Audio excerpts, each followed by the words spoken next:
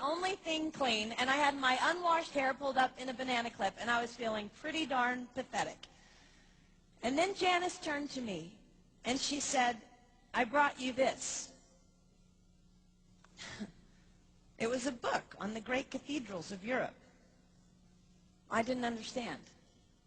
And then I read her inscription. She wrote, "With admiration for the greatness of what you are building when no one sees."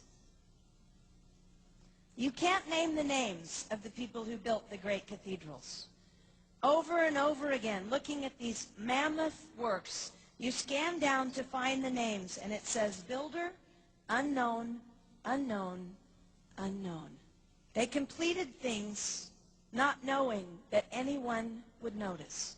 There's a story about one of the builders who was carving a tiny bird inside a beam that would be covered over by a roof. And someone came up to him and said, "Why are you spending so much time on something no one will ever see?" And it's reported that the builder replied, "Because God sees." They trusted that God saw everything. They gave their whole lives for a work, a mammoth work, they would never see finished. They showed up day after day. Some of these cathedrals took over 100 years to build. That was more than one working man's lifetime. Day after day. And they made personal sacrifices for no credit.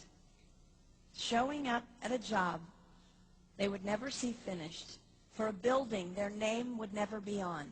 One writer even goes so far as to say no great cathedrals will ever be built again because so few people are willing to sacrifice to that degree.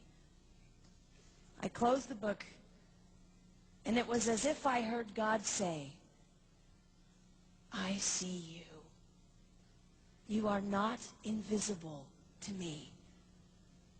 No sacrifice is too small for me to notice. I see every cupcake baked, every sequin sewn on, and I smile over every one. I see every tear of disappointment when things don't go the way you want them to go. But remember, you are building a great cathedral. It will not be finished in your lifetime, and sadly, you will never get to live there. But if you build it well, I will." At times, my invisibility has felt like an affliction to me.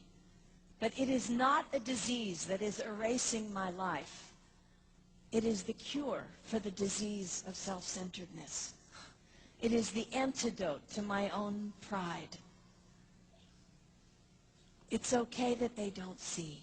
It's okay that they don't know. I don't want my son to tell the friend he's bringing home from college, "You're not going to believe what my mom does. She gets up at 4 in the morning and she bakes pies and hand-bakes a turkey and she presses all the linens."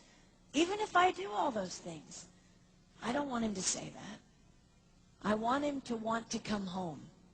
And secondly, I want him to say to his friend, "You're going to love it there." It's okay that they don't see. We don't work for them. We work for him. We sacrifice for him. They will never see, not if we do it right, not if we do it well. Let's pray that our work will stand as a monument to an even greater God.